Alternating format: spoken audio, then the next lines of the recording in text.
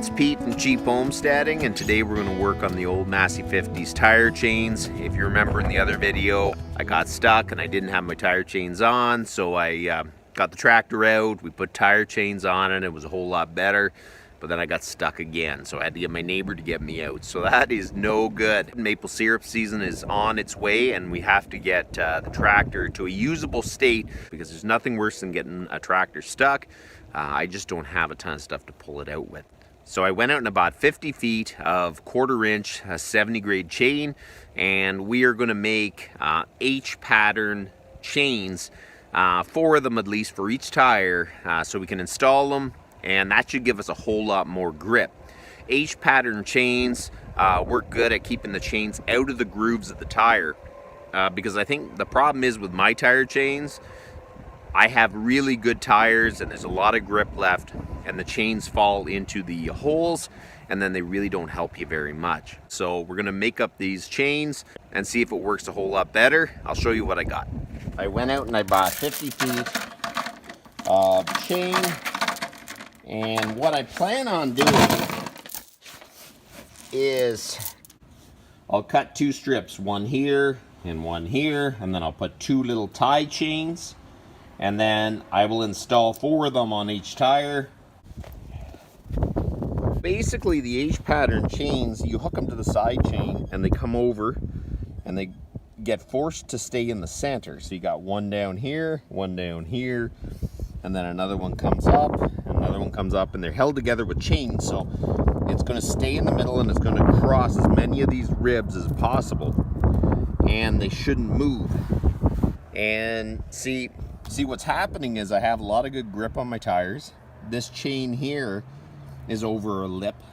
This one is too, but you see down here, these are just falling inside the groove of the tire, and if I pop them out, they just go back in. So that is no good. So we're gonna start cutting up the chain. I got a chain that's the right length. They're gonna be my top and bottom piece.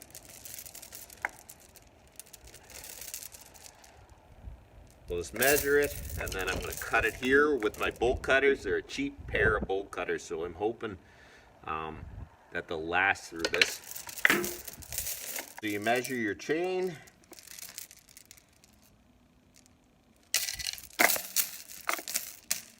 You're going to have to cut one side than the other. If you have bigger bolt cutters, you maybe could have did it in one cut, but I don't. So make sure you put a rag over it, so when the piece breaks loose,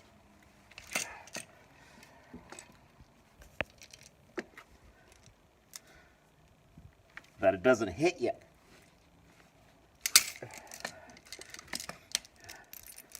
Turn it around, do the other side, put the rag over it. There you go. So now I got the 2 side pieces. It'll go like that.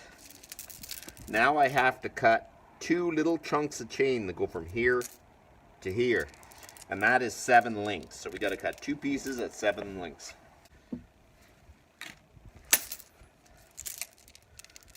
I really need to make a portable bench with a vise on it, because I end up just working on the floor, which isn't really that ideal. But for now, we're going to use vise grips and a cutoff wheel. What we're going to do is slice here, twist it so we can actually hook it into the other chains, bend it back, and we're just going to weld them back. I don't want to have to go out and buy a bunch of clips and links. That is where the price really skyrockets. All that stuff's really expensive. So we're going to use the links we have. We're just going to bend them so we can hook them through the other chain.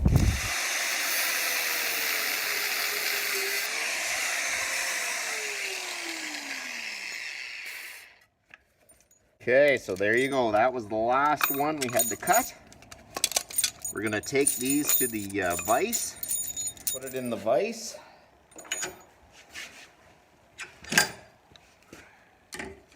Gonna bend the link.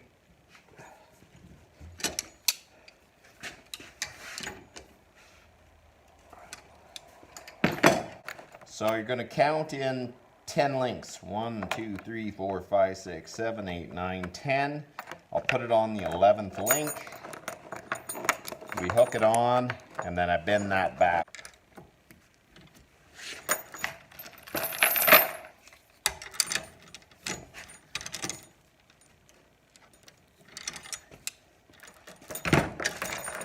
Okay, so now we'll bend the other one from the vise.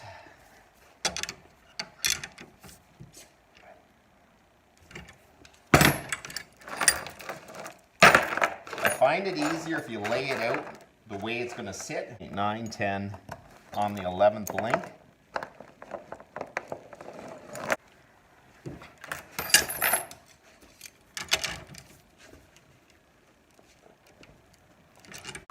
Okay, so I want to make sure there's 3 links in between. 1, 2, 3.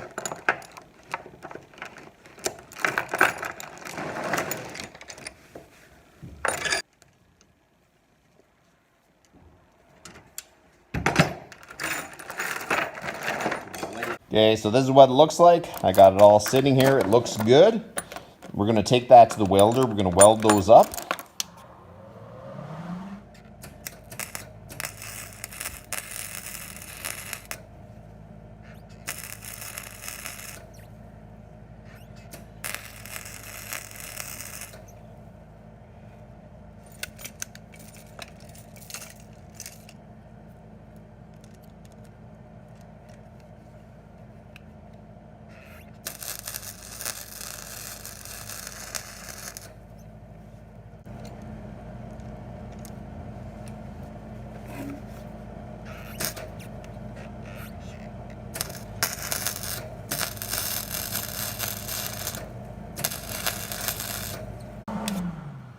That took longer than I thought.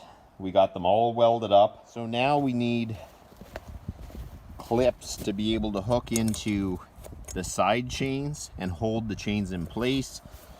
So I am a little bit of a hoarder, and I collect and hold on to all this stuff, and maybe I don't throw it out. And that could be good and bad, but in this situation it is good because there's a bunch of tire chains I kept. And whenever you put tire chains on, they don't always fit. You got to remove chunks. And I've collected all these chunks because I want these clips. These clips are the things that are kind of hard to find, and it's the proper way to hook on tire chains. They kind of go in the side links, and they don't dig into the tire or anything like that. So you don't want to damage your tires. Tire chains are hard on tires as it is, and you don't want to add any more. So now I got to go and try to remove all these off these old chains, and then we can start installing it on the tractor.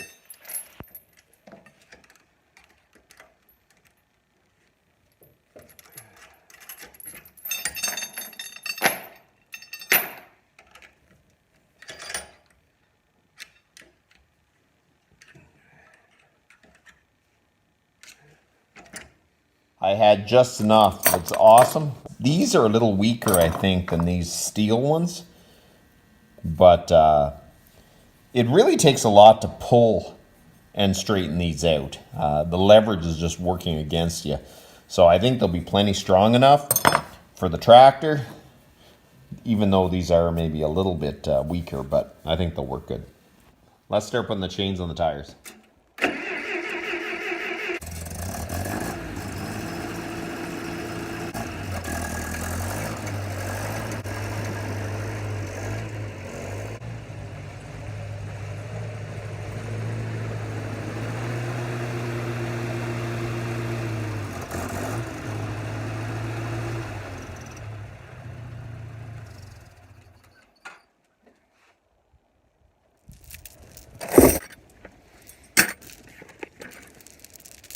We're going to hook the first hooks on. That in there.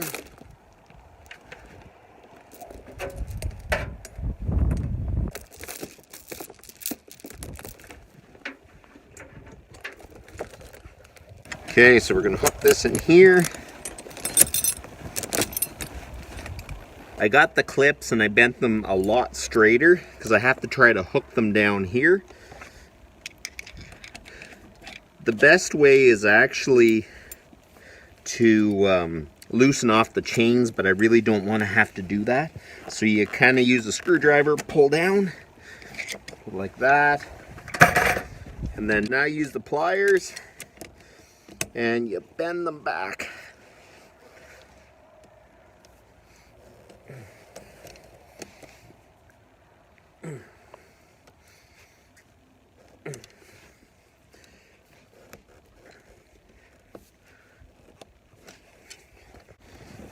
So there you go.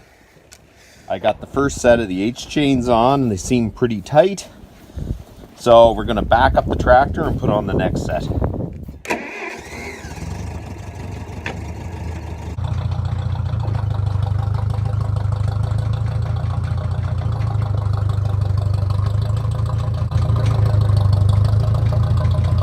We want to make sure the chains are at least evenly spaced. So if one is there, one will have to be here. My next one is going to go somewhere here. Okay.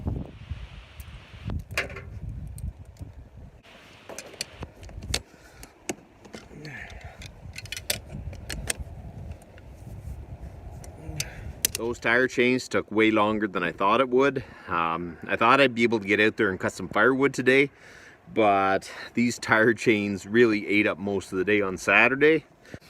That's what you do. You sacrifice a bit of time not to spend a bunch of money, but man, I think they're going to work good. I'll show you. So there you go. There's the chains. I kind of messed up the spacing here a little bit.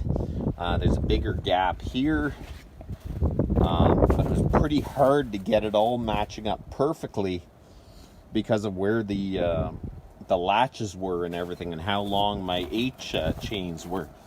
So there's a few bigger spots. The chains are decently tight. There's one that's a little loose, but I can't do anything about that. It's where the free links were. Let's see, before I could barely even push anything, so let's see if I can shove this snow into the snowbank.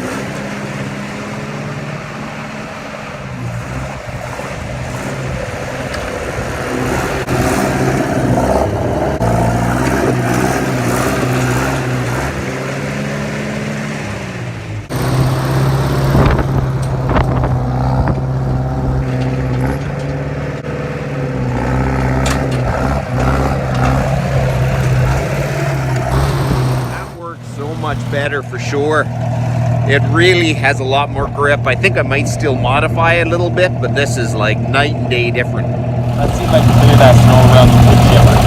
Let's see if I can get back into the bush a little bit.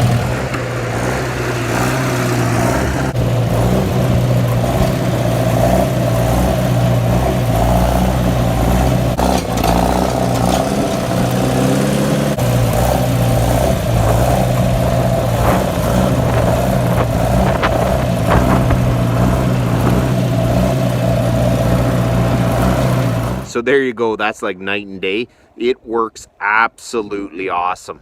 It really pushes a lot. So I can really see myself getting back in the sugar bush and getting myself out. So that was definitely worth the $100 for the chains. I may add a few more cross chains just to give it even more traction. But I'm super happy with the way it's working. And that's about enough for today. You guys have